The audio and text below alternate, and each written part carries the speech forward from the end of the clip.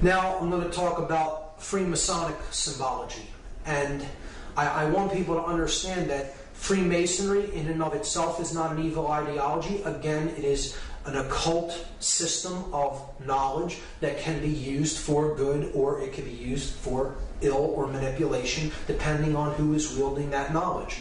So this is the Freemasonic compasses and square with the letter G in the middle as depicted in American Freemasonry. The compasses represent higher consciousness, and they represent morality, proper moral action.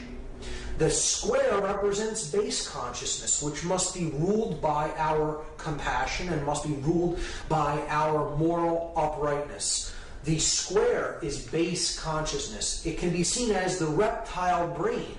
If you look at these three components as the three complexes of the brain, okay, you have the R complex being the square. You have the neocortex with its two hemispheres being the compasses, and you have the midbrain, that which gives birth to the conscience, care, as the G in the middle of the two. It represents the goddess, the grand architect of the universe, which is care.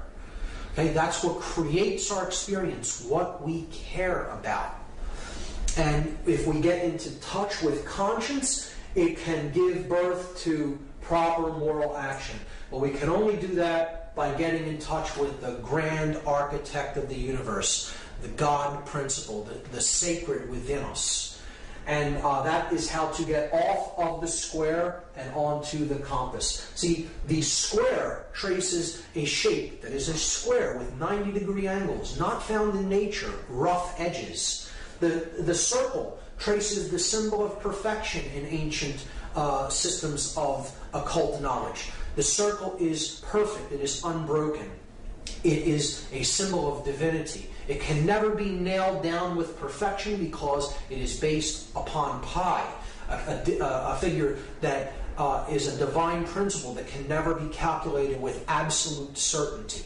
So the object is to circle the square and have our compassion and our higher consciousness rule over our lower instincts and our animal instincts. And we do that through getting in touch with the care principle, the generative principle, the G, which is the grand architect of the universe, care, conscience. So it's about moral uprightness, and it can be equally seen by dark builders, by dark masons, to represent quite an opposite. This is how symbolism is in the eye of the beholder, and how the wielder of this symbol determines what it's really being used for based on their level of consciousness. So a dark mason, a rogue mason, a dark builder, so to speak, could see the symbol this way. Man is ignorant. He exists in base consciousness. And I, as one who has perfected myself, have the divine right to rule over the base man, the square, he who is on the square. So it's two different interpretations of the same symbol, one seen in a positive connotation and one seen in a manipulative, negative connotation, depending on the eye of the beholder, of the wielder of the symbol. So this is an extremely important symbol that's going to carry over into what we talk about next. This is the first degree Masonic tracing board, and I'm going to cover this from two angles, a positive connotation and a negative connotation. So here we see, first, there are directions. This is a map. You see north, south, east, and west. So we are standing at the west, looking east. The west is down here, the east is up here. We see that there is a checkered floor of black and white squares representing base consciousness. This is the checkered life of a man who is not born in consciousness. He does not know light from dark. He is a wanderer, a pawn in the game, so to speak. One who can be positioned. However, his master may wish him positioned, the chess master of the game, who sees the whole board from above, from a higher level of consciousness, and takes the pieces and positions them as he will. This is one who is in duality. Here's the pillars, the dual pillars. This is the pillar of Jakin. It is a masculine pillar, represented as a Doric column, and you have the sun ruling that pillar. It's the pillar of strength, the S representing strength. The feminine side of the pillar is the pillar of Boaz. The B at the bottom stands for beauty. It is a Corinthian pillar, an elaborate, ornate, feminine pillar. And the moon sits above that pillar. This is the pillars that represent the masculine and feminine aspects of human consciousness, and it is how we enter the world with these two principles kind of in opposition, and it's our goal to understand them and to unite them as one. To use our will power. This is the pillar of will or wisdom, which the W stands for. It is Jacob's ladder. Jacob, as described in the story of Genesis, goes to a higher level of consciousness.